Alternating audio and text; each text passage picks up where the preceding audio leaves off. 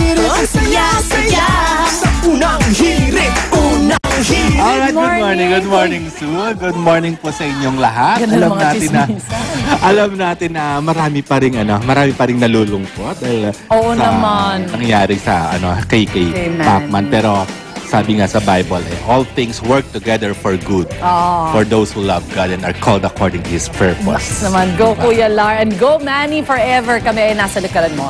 At ngayon naman, isa sa pinaka-busy actor sa showbiz ngayon, walang iba kundi si Ogie Alcacid. Pag Friday, napapanood siya sa Bubble Gang. Every Sunday naman, Party Pilipinas. Pag tanghali, at Pare and Pare, paggabi sa gabi. Pinapanood ko yan, yung Pare at Pare. Sila ni Michael G. Tama ba? Yes. Plus, meron pa siyang pelikula ngayon, ang Boy Pick Up the Movie. Palabas na po. At congratulations kasi malakas yung pelikula. Tapos may isa pa siyang tinatrabahong musical film, yung I Doobie Doobie Doo. Ngayon naman, mapapanood na natin siya araw-araw sa soap opera na Daddy Dearest. Grabe! Kaya sa dami ng kanyang mga ginagawa, napapabayaan na nga ba ni Ogie ang kanyang kalusugan? Panoorin po natin ito. Boom! Boom!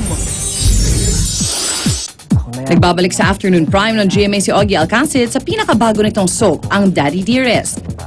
Sobra akong excited kasi actually, sa totoo lang, ngayon lang ako nagbida sa TV. Either lagi meron akong katandem pero ngayon lang talaga ako nabigyan ng ako si Daddy Dearest. So, at kahit bihasa na raw si Ogie sa pagganap ng papel bilang isang bading, isang malaking hamon pa rin daw ang papel na gagampanan niya dito sa nasabing soap. Paano ipagtatapos? Syempre, you're playing two roles. So, nakakapagod. Nakakapagod siya. Hindi naman siya ganun kahirap kasi mas marami na akong nagawang mas mahirap. Like noon, I played already a dark woman. So yung makeup ko nun, yung buong ang hirap-hirap. Tapos yung nails and ito naman relax lang ganda-gandahan lang, di ba? So kailangan maganda ako. At dahil sunod-sunod ang proyekto ngayon ni Ogie, aminado ito na labis na nag-aalala para sa kanyang kalusugan ang kanyang misis na si Regine Velasquez Alcacid. Hindi naman nagtatampo. Medyo nag-aalala lang siya. Baka hindi ko na inaalagaan yung sarili ko. No? Kumain ka na ba? Kumain ka ba sa tamang oras? Hindi ka pa natutulog? Ganon. So, medyo... Aminin ko naman, may konting pagkukulang ako sa tulog. No? At aayusin ko naman yan.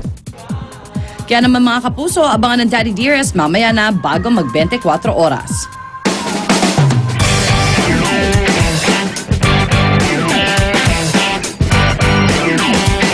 Silver Swan ay saludo sa manlalarong Pinoy at sa kainan, maging half Pinoy man o purong Pinoy. Alok lagi ang kaibang sarap. Sa unang tikim, sama-sama sa kasiyahan. Panlasang Pinoy, panalo sa sarap. At sa mga di inaasahan, sama-sama pa rin sa chibugan. Silver Swan Soy Sauce, kalidad na panalo sa taste mo. Silver Swan Soy Sauce,